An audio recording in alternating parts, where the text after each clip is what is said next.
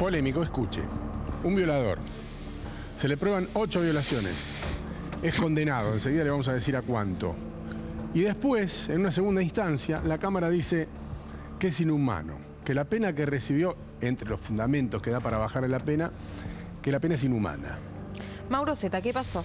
Sí, la Cámara de Casación dice que es inhumana y que salta el monto, 50 años de prisión, con lo cual manda a hacer otro cálculo, otro cómputo de la cantidad de años de cárcel. No está anulando el fallo en cuanto a la calificación legal, sino que entienden los camaristas de la casación penal que el monto es elevado. Estamos hablando de una resolución de los jueces Ana Figueroa, Luis Cabral y Juan Carlos Geminiani. Geminiani entendió que la pena estaba bien, que los 50 años estaban bien, pero los otros dos camaristas son los que entendieron que había que bajar el monto de la pena. No anulan el fallo, que quede claro, no está anulado por completo. Están pidiendo una reducción de pena con este argumento. A ver, les quiero contar básicamente en una línea de qué estamos hablando o de qué delincuente sexual estamos hablando. Estamos hablando de un delincuente que se llama Fabricio Alberto Álvarez Albarracín, de 32 años, que se convierte en delincuente serial porque siempre atacaba con la misma modalidad,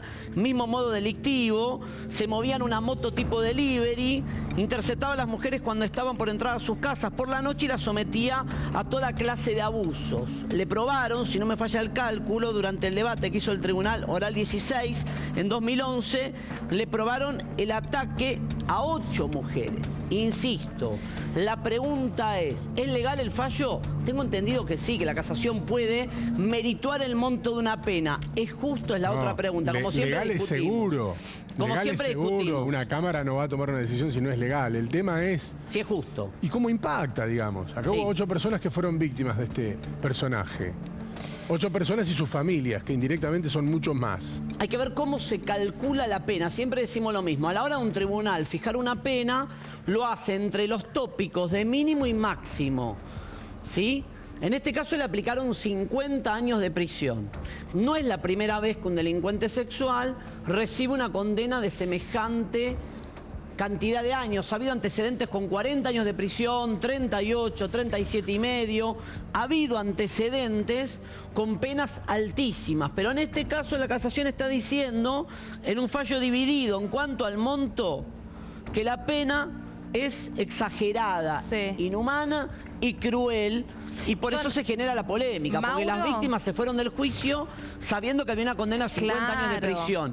Y ahora de repente se encuentran con una resolución de segunda instancia que dice hay que hacer otro cálculo. No se puede aplicar una pena tan alta. No es la primera vez que la casación toma decisiones de este tipo en distintas salas. Bueno, Mauro, son 8 hechos probados, pero se estiman que pueden haber más de personas que no se atrevieron, por ejemplo, a contarlo a la justicia o que siempre la justicia no pudo alcanzar a probar estos hechos, al revés. Siempre pasa con un delincuente sexual que puede haber víctimas que ahora viendo la nota digan a mí me violó tal personaje, yo nunca me animé a contar que era él, o que la justicia no lo pudo probar, o que quedó diseminada la cantidad de denuncias en distintos departamentos judiciales y jamás lo pudiste unir. Lo que insisto es, se fueron del juicio con 50 años. Las víctimas escucharon una lectura de un tribunal que dijo condenar a Fabricio Alberto Álvarez Albarracín a la pena de 50 años de prisión. Y ahora la casación baja el monto de la pena. No es que deja nulificado el fallo, sino que entiende que hay que bajar el monto, la cantidad de años de prisión. ¿Es justo?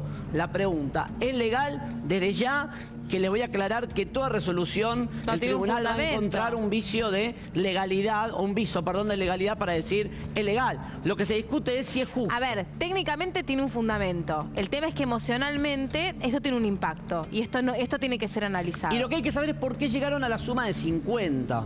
Siempre los tribunales cuando aplican pena se manejan entre un máximo y un mínimo. Hay que ver cómo arribaron a la conclusión de que eran 50 años. Débora Jusé, que es abogada de la familia, está sentada aquí con nosotros, que obviamente tiene un parecer completamente distinto, Débora, al que tiene la Cámara, que entendemos y siempre lo decimos, y eso está fuera de toda discusión, se ajusta a derecho. Ahora, no siempre lo que es legal es justo.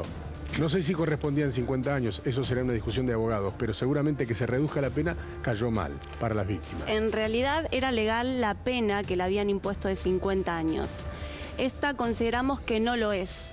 ¿Por qué? Porque en realidad al sujeto le hubiesen correspondido 130 años de prisión, porque cometió sobre estas 8 mujeres distintos delitos que concurrían de manera material algunos y otros de manera ideal. ¿Cómo el tribunal de primera instancia llega a esa pena? Sumando los años que le correspondía por cada uno de los Exactamente, hechos. tiene mínimos y máximos. En caso de concurso real tienen que sumarse los máximos. La pena, en el caso concreto, daba 130. Por aplicación del Código Penal, la máxima pena que puede fijarse en nuestro país es de 50 años. De ahí que la reducen a 50 años como beneficio para este sujeto. Esto es después de la ley Bloomberg, ¿no, doctora? El máximo de 50 años. La llamada ley Bloomberg, ¿no? Exactamente. Antes sí, no sí. se podía aplicar, el máximo era 37,5 hace un par de años atrás. En realidad se podía aplicar más, la suma aritmética podía dar mucho más y esto es una reducción que se da en beneficio de los acusados. Ahora, Débora, ¿nos puede contar de nuevo, aprovechando su presencia, usted representó a víctimas de esta historia, cómo fue el método, la metodología, primero para contar de qué delincuente sexual hablamos, cómo atacaba, y después decís. discutir, claro, después discutir si quiere el monto de la pena?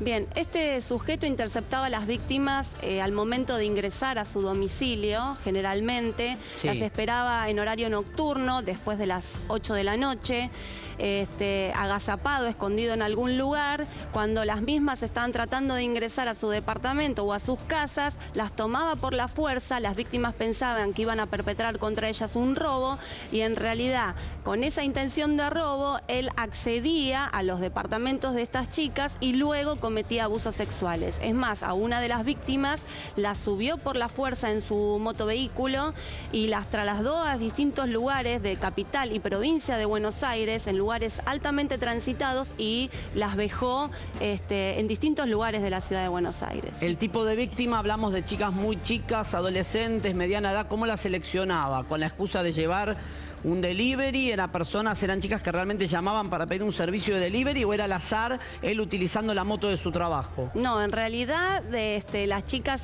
tenían arriba de 20 años, 25 años, la mayoría chicas que venían de sus trabajos y las cuales sus familias las estaban esperando. No habían pedido ningún delivery. Él tenía una moto que parecía ser utilizada para delivery, pero esto no era así. Como si le estuviera por entregar el pedido a algún otro vecino del Exactamente. edificio. Entonces nadie sospechaba de su presencia allí. Exactamente, no llamaba la atención por eso, porque es habitual ver este tipo de motos dando vuelta por los barrios. En el Ahora, momento quiere decir que que ellas conocía a las víctimas.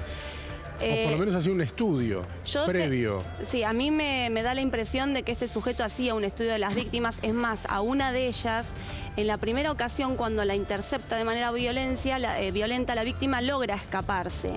El sujeto regresa a un mes después más o menos y la vuelve a interceptar. La víctima da pelea y por suerte vuelve ¿A la misma lograr. víctima? Zafa A la 2 misma veces. víctima, zafó 2 veces. Ahora, ¿cuáles son los argumentos que esgrimió el Tribunal de Casación para entender que, más allá de la suma aritmética, merecía este sujeto que tuviera una pena menor de la que le habían dictado en una primera instancia?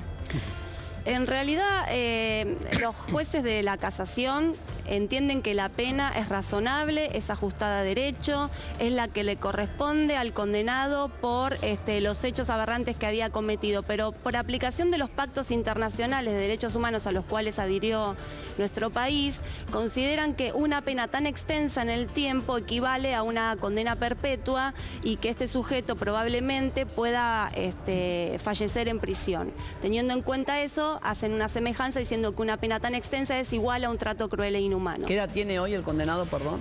Si no me dan mal los cálculos, 32 años. 32. ¿Y cuándo lo ¿Cuánto hace que está preso? sentenciaron? Claro. 2011, claro. ¿Cuánto tiempo lleva preso?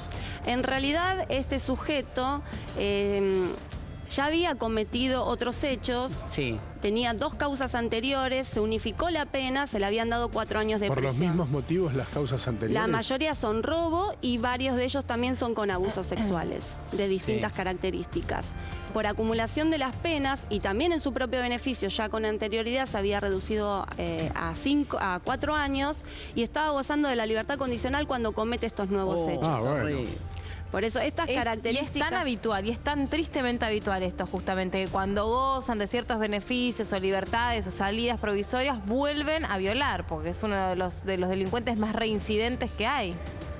Claro, y en este caso, por eso mismo nosotros defendemos la condena de 50 años, porque este sujeto conoce lo que es estar privado de libertad, sabe lo que es padecer el encierro.